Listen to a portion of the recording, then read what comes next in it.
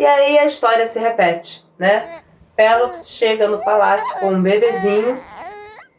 Hipodâmia fuzila ele com o olhar, se sente ultrajada, humilhada, até porque Pélops é rei da Hélida por causa dela, porque ele herdou o reino dela. Hipodâmia não admite tal ultraje, ela deixa bem claro para Pélops, e Pélops manda o argumento de todo machista da época, que era: eu sou homem, eu posso, é meu filho, vai ficar aqui.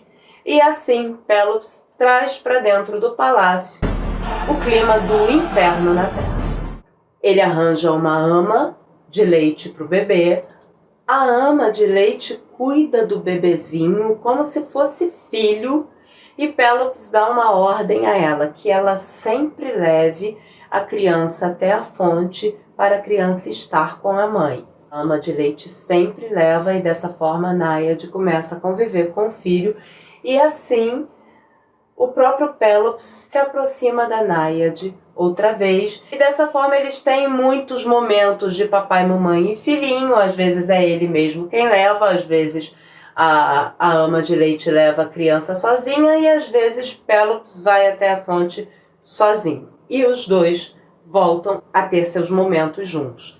E isso, é lógico, detona o casamento de Pélops. O casamento de Pélops começa a ficar em frangalhos, porque nenhum casamento suporta isso. Ninguém consegue se dividir dessa forma e ser o mesmo com uma mulher e o mesmo com outra, né? Por mais que seja geminiano, né? Vai ter duas relações, vai ser metade de si com uma relação, metade de si com a outra. Então, alguma das duas relações vai perder, alguma das duas relações vai sofrer, e assim será feita a escolha, e vai ficar sem essa que ficou de lado, pelo menos por um tempo. E aí depois vai se arrepender, como foi o caso de Pélops, porque a Náiade não é desse mundo, a Náiade é de outro mundo, né? Quem é do mundo dele era Hipodâmia, né? Mas como a paixão caiu ali num marasmo e ele queria, né, se sentir apaixonado, e o fato de não poder estar o tempo todo, e o fato dela ser uma deusa, e o fato dela ser um mistério para ele,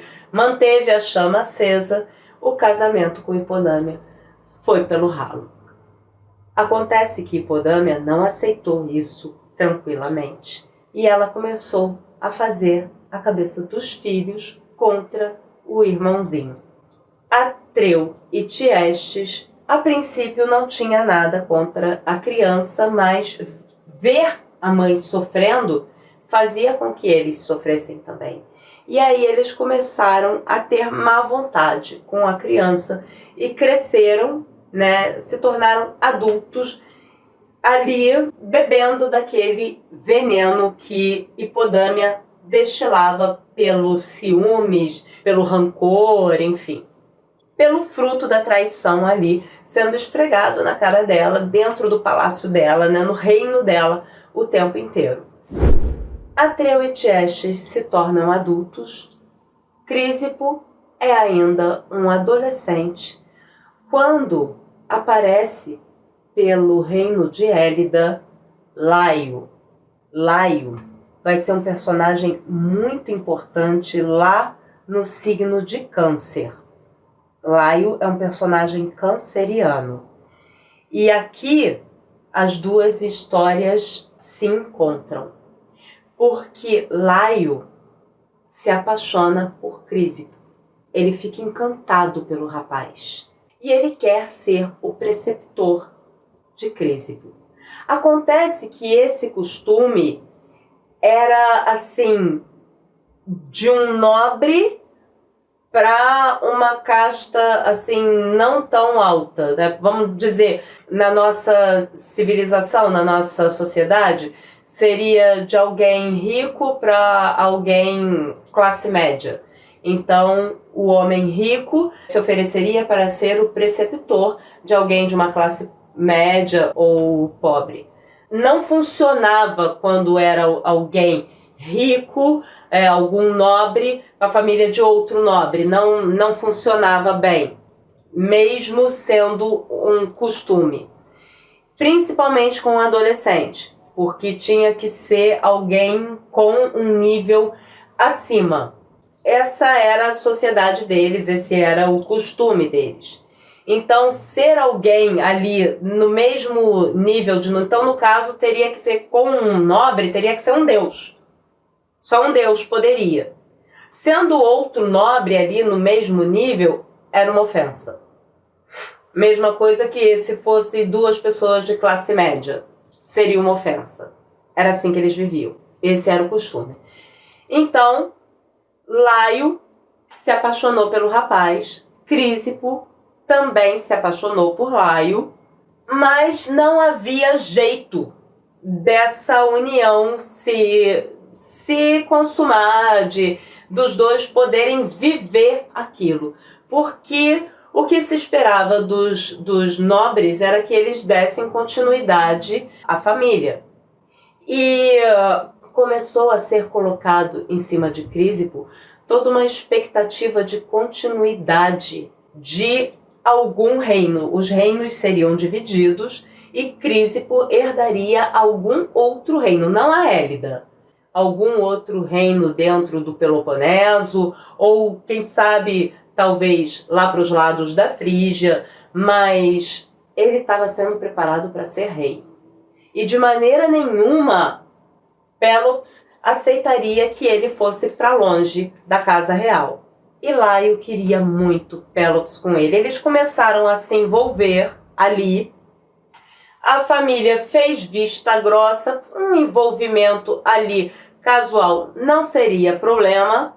No entanto, Laio, com o consentimento de Crísipo, rapta o rapaz e o leva para Tebas, para o seio da família real em Tebas.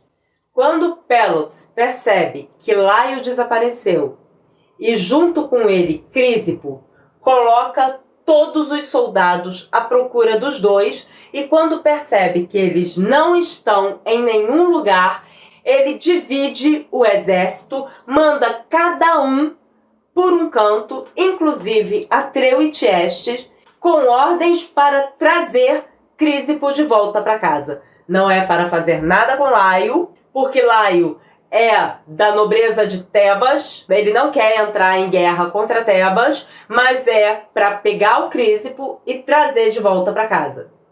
Então eles se dividem por vários caminhos, porque eles supõem que eles estão indo para Tebas, ele está indo atrás do menino em Tebas por vários caminhos diferentes. Acontece que antes de sair de casa, Atreu e Tiestes recebem a ordem da mãe de matar Crísipo. A princípio eles ficam chocados. Eles não querem fazer isso. Mas a mãe insiste e diz: vocês terão a oportunidade de livrar a mãe de vocês dessa extrema humilhação. Eliminem esse rapaz. Me libertem. Me libertem de todo esse sofrimento. Tirem-no do meu palácio, do meu reino, da minha vida. Libertem a mãe de vocês. Está na mão de vocês me livrar desse sofrimento.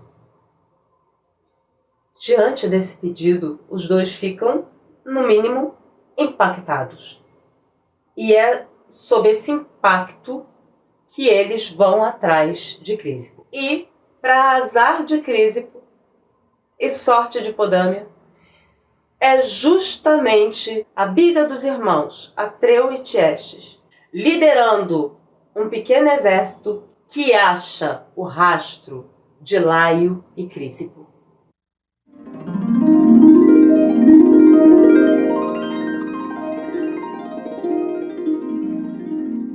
Você está acompanhando essa história desde o início? Você sabe como tudo começou?